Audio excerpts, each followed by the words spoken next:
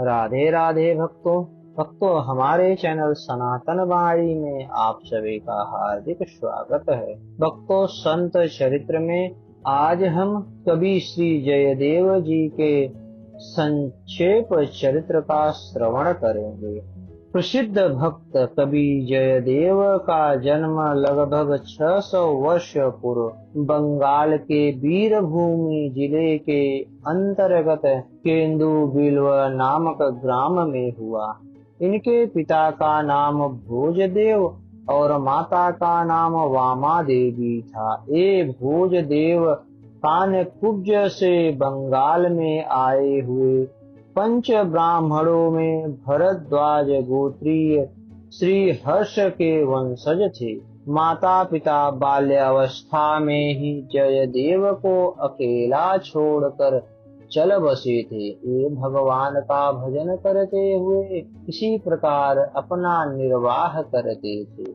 पूर्व संस्कार बहुत अच्छे होने के कारण इन्होंने कष्ट में रहकर भी बहुत अच्छा विद्याभ्यास कर लिया था और सरल प्रेम के प्रभाव से भगवान श्री कृष्ण की परम कृपा के अधिकारी हो गए थे। इनके पिता को निरंजन नामक उसी गांव के एक ब्राह्मण के कुछ रुपए देने थे। निरंजन ने जयदेव को संसार से उदासीन जानकर उनकी भगवत भक्ति से अनुचित लाभ उठाने के विचार से किसी प्रकार उनके घर द्वार हथियाने का निश्चय किया।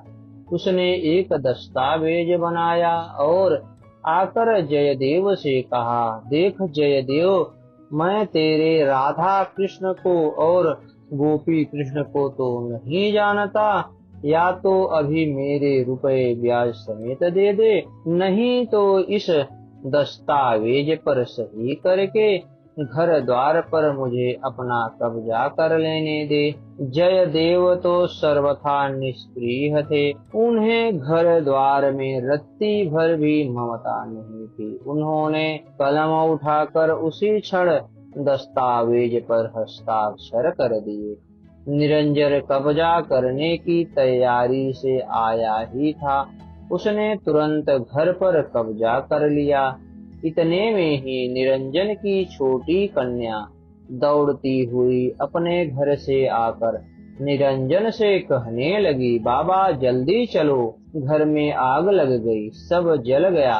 भक्त जयदेव वहीं थे। उनके मन में द्वेष हिंसा का कहीं लेश भी न था।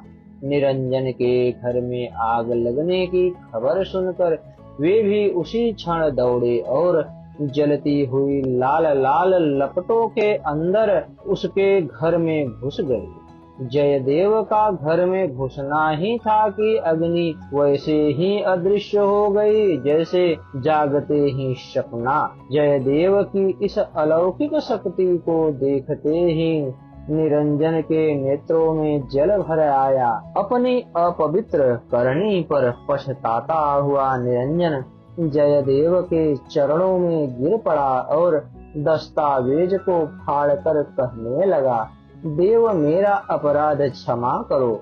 मैंने लोभवश थोड़े से पैसों के लिए जानबूझकर बेईमानी से तुम्हारा घर द्वार छीन लिया है। आज तुम न होते तो मेरा तमाम घर खाक हो गया होता। धन्य हो तुम, आज मैंने भगवत भक्त का प्रभाव जाना। उसी दिन से निरंजन का हृदय शुद्ध हो गया और वह जयदेव के संग से लाभ उठाकर भगवान के भजन कीर्तन में समय बिताने लगा।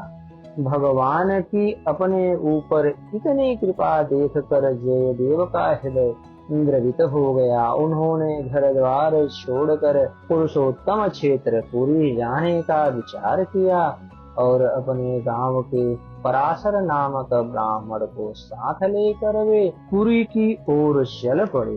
भगवान का भजन कीर्तन करते मग्न हुए जयदेव जी चलने लगे। एक दिन मार्ग में जयदेव जी को बहुत दूर तक कहीं जल नहीं मिला। बहुत जोर की गर्मी पड़ रही थी। वे प्यास के मारे व्याकुल होकर जमीन पर गिर पड़े। तब भक्त वांछ कल्पतरु हरि ने स्वयं गोपाल बालक के वेश में पधार कर जयदेव को कपड़े से हवा की और जल तथा मधुर दूध पिलाया। तदंतर मार्ग बतलाकर उन्हें शीघ्र ही पुरी पहुंचा दिया। अवश्य ही भगवान को क्षम्य वेश में उस समय जयदेव जी और उनके साथी पराश ने पहचाना नहीं। जयदेव जी प्रेम में डूबे हुए सदा श्री कृष्ण का नाम गान करते रहते थे। एक दिन भाव वेश में अकस्मात उन्होंने देखा मानो चारों ओर सुनील पर्वत श्रेणी है, नीचे कल कल नीनादिनी कालिंदी बह रही हैं। यमुना तीर पर कदम्ब के नीचे खड़े हुए भगवान श्री कृष्ण मुरली हाथ में लिए मुस्कुरा रहे हैं। यह दृश्य देखते ही जयदेव जी के मुख से अकस्मात यह गीत निकल पड़ा। मेघर मेरुर मंबरम बन भुवः श्यामास्त माल द्रुमैर्नकम् भीरुरयं तमेव तदीमं राधे गृहं प्रापय। इत्थं नन्दनिदेश तश्चलितयोः प्रत्यध्वपुञ्जद्रुमम् राधा माधव योजयन्ती यमुना कुलेरः केलयः। पराशर इस मधुर गान को सुनकर मुग्ध हो गया। बस यहीं से ललित मधुर गीत गोविंद आरंभ हुआ। कहा जाता है यहीं जयदेव जी को भगवान के दशावतारों के प्रत्यक्ष दर्शन हुए और उन्होंने जय जगदीश हरे की टेर लगाकर दसों अवतारों की क्रमशः स्तुति गाई। कुछ समय बाद जब उन्हें बाह्य ज्ञान हुआ तब पराशर को साथ लेकर वे चले भगवान श्री जगन्नाथ जी के दर्शन करने। भगवान के दर्शन प्राप्त कर जयदेव जी बहुत प्रसन्न हुए। उनका हृदय आनंद से भर गया। वे पुरुषोत्तम क्षेत्र पुरी में एक विरक्त सन्यासी की भांति रहने लगे। उनका कोई नियत स्थान नहीं था। प्रायः वृक्ष के नीचे ही वे रहा करते और भिक्षा द्वारा क्षुधा निवृत्त करते।